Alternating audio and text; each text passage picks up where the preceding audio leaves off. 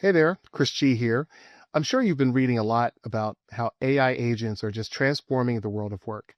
But I'm sure you've also thought, okay, well, I've seen demonstrations on how it can book concert tickets for me or book a reservation for Saturday night for two, but can I really use it for work?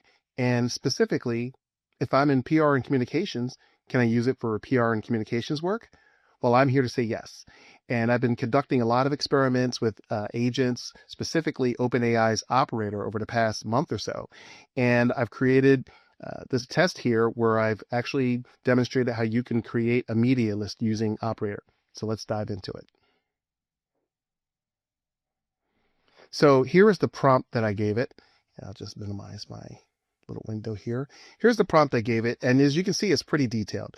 In general, it's a great practice to be very detailed with your prompts with AI. But I found that because Operator is performing relatively complex tasks, it's better to be very prescriptive about what it is you want, what you don't want, and be very detailed about the instructions so that you can get a better output. So here you can see that I've asked it to look within the past 60 days and filter and search for all journalists who have written about alternative investments during that period. I've also given it some pretty clear search criteria, demonstrating what it is within alternative investments I'm specifically interested in, just to leave nothing up to chance. Page 2 of my prompt, you can see additional filters. I already mentioned that I asked it to look within the last 60 days.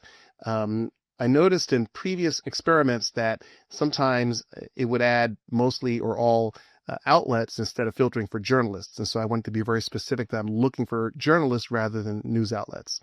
And I also gave it a sense of the type of business publications that I would be looking for, just to make sure that it gave me high quality output.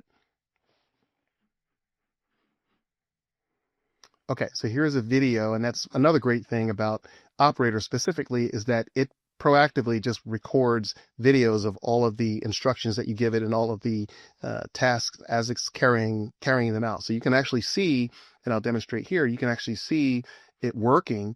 So it's nice that it generates this video and I didn't have to record my screen using Loom.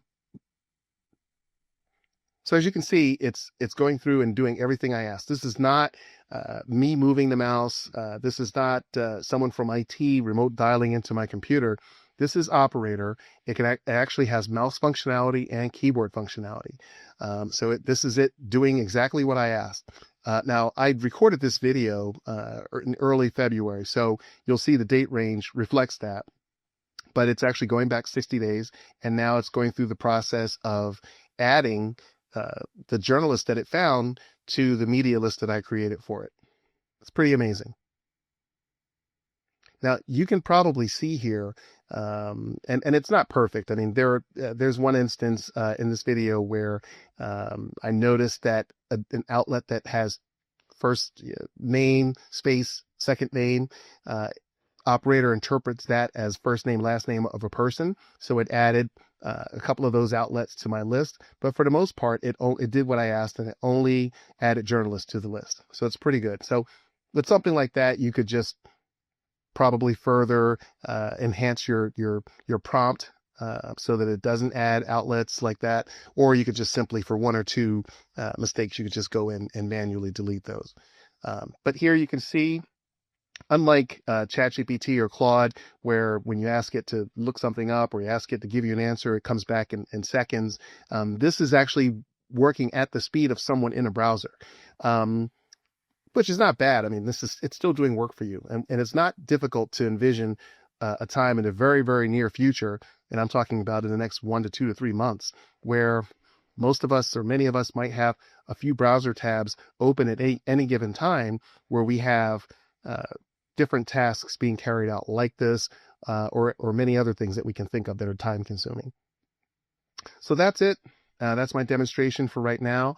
I'll be doing more demonstrations and explainer videos on how to use AI agents. And if you're interested, sign up for my newsletter. You can go to my website, chrisg.me/TIC-sign up. The TIC stands for the Intelligent Communicator, which is the name of my newsletter, and hope to see you there.